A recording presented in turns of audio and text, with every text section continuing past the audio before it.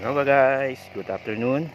Nandito ngayon tayo sa mga manian. So ang gagawin ko ngayon ay magtatanggal ng mga damo diyan sa mga puno at sa pagitan ng mga mani. So kaya ko siya tinatanggalan ng mga damo sa sa mga puno at sa pagitan, kasi ang gagawin ko diyan, uumbukin ko kumbaga yung kalahati niyan, ilalagay ko dito, yung kalahati naman sa kabila.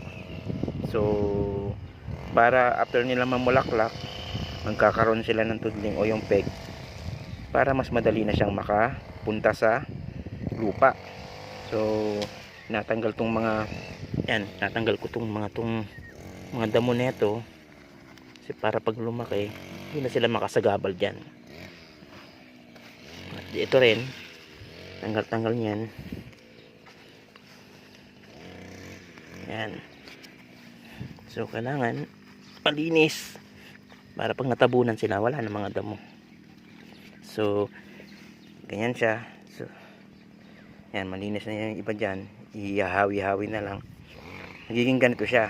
So yan, so nakahawi na yan. Yan o, yan o, diba? So para pag karoon siya ng ugat, after namang bulaklak, diretso na sa lupa, hindi na siya mahihirapan, hindi na kailangan mahaba pang ugat. So ito siya, ito na yung mga nagawa ko. Ayan, so ganda, di ba?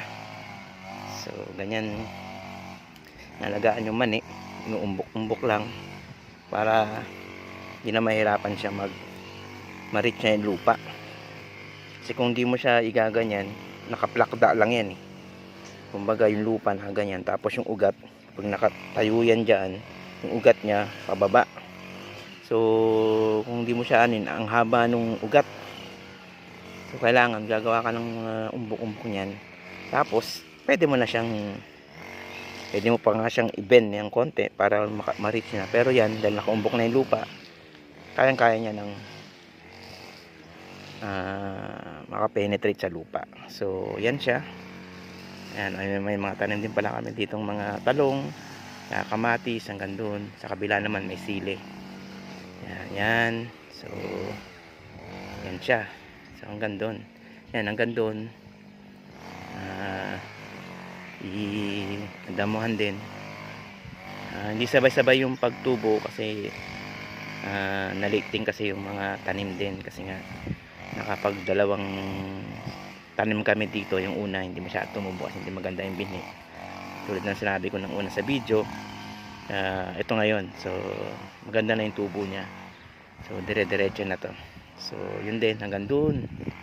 So gagawa natin ng ganito yan para maganda tignan, at for sure maraming mga ma-harvest na mani dyan compared dun sa hindi nakaumbok, diba? Okay ba? Okay guys, salamat. Sa susunod, update namin kayo ulit kapag natapos na ako dito, at pag malapit na kami mag-harvest. Ayun ang magandang